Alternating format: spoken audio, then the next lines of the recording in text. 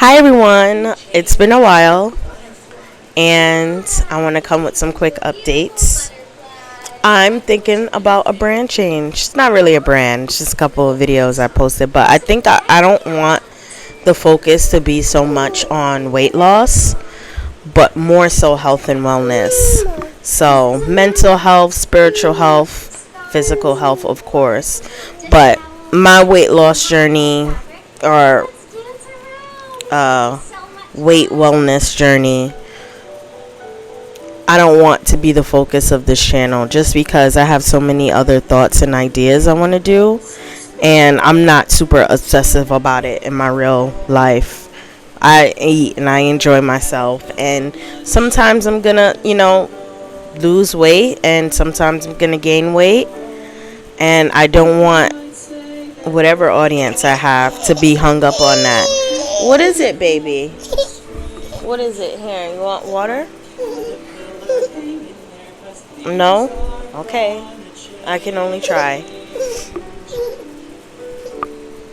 Here, baby, play with the toys. Yeah, so to make a video, it's really difficult, but with the baby, but I'm gonna try my best. Yeah, so basically I was saying I don't want to be so stuck on the weight loss aspect of this journey. But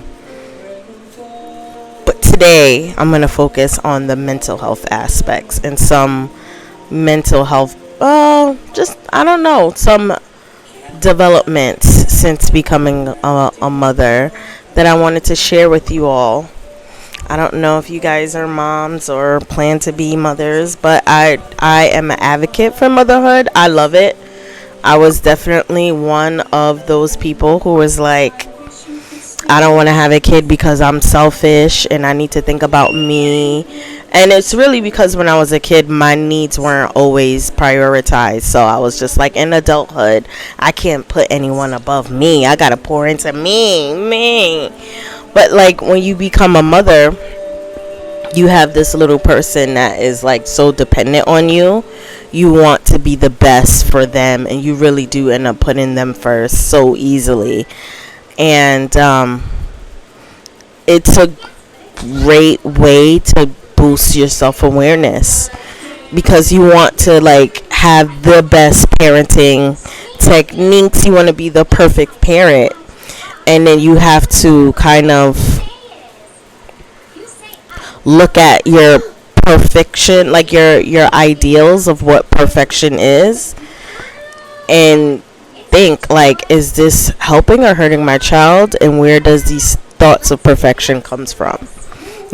Like for example, like in your childhood you probably got beat or whooped or spanked, right? But you have to think like, I love this kid and I really want the best for them. Is that the best for them? And why do people think this is okay? Where does that come from? So that type of like self-reflection causes you to like grow a lot in parenting. It's a lot of those instances when you're just kind of like looking back at your own. It forces you to think about your own childhood and try to be the best.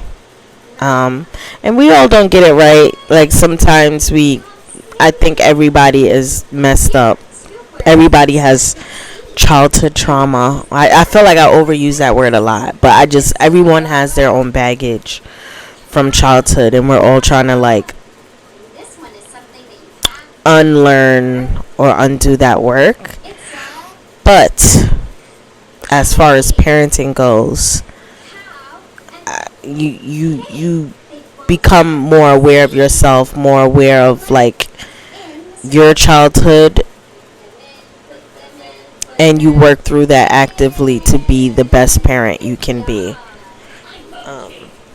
And yeah, I love that. Like I am just a better everything. I feel like I'm currently right now not working, but I feel like once I start work again, I'm gonna have even better perspective because I work with children, and it's just like now I can move with an empathy that I didn't have before parenting, because it's so easy to be like, I would never let my kid do this, I would never let my kid do that. But it's just like when you're a parent, it's just like you kind of have certain awarenesses, like, oh, okay, and for me it was a little bit more difficult because it's like I had a stepchild, so it's like, you're thrusted into this thing without that emotional attachment that could build resentment a little bit, and it kind of, it can be difficult, especially when this child is not living up to your ideals. It's like you can kind of point the finger at the people who raised that child and be like, y'all are wrong, and disown, like that's what I was doing, like kind of like pushing away and disowning this child because they don't match my ideals. But what I had to do is I had to kind of look within myself and be like, well, why, just because they do these things that don't live up to my expectation, why do they need to be rejected? Like, I need to kind of work on that. I need to like look at myself. And then with the addition of my daughter, it just only makes the empathy grow and grow. So yeah, I'm overall, all in all, you become a more empathetic person, you become more self-aware, you become more independent. Like, when you are a parent, you got to just move through life and figure it out, because it's like you got to make things happen, not for you but for this baby. So if you gotta go to the doctor 3 a.m. in the morning because they're not feeling, you know what I mean? You gotta go and make these decisions. You gotta do what you gotta do.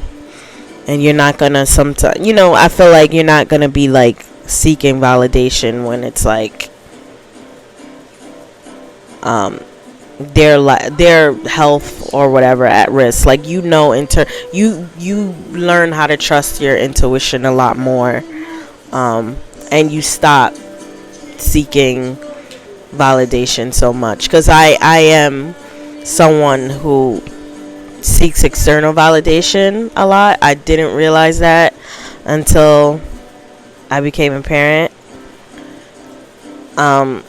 Until I got married, and then because I was seeking a bunch of external validation, and then once I became a mom, it's just like, I know what I'm doing, and no, you don't. No, I don't do that. We don't do that. And it was easier to do that with my child versus my stepchild, just because, again, that connection is like, it's something biological, I feel like. But I mean, you can be an amazing step parent too. It's just like my learning curve was just so expedited once I had my baby into parenting. When I'm like all over the place. That's who I am. But when I got married, my husband had a child. And so parenting was just like, it was like this, it was my ideals, and I thought I knew it all, and I didn't have empathy, and I was being really hard, and yeah, it was tough. And then when I had my daughter, I kind of gain certain awarenesses, so where like I try not to be so tough. I'm still working through things, like I am, how many years, I want to say 2 to 3 years step parent, a parent for less than a year, step parent for like 3 years. I say, and you're probably like, why, how do you not know, like, when you were a step parent? Because it's like, when you're dating someone with a kid, you definitely don't want to come in and it's like, I'm a stepmom.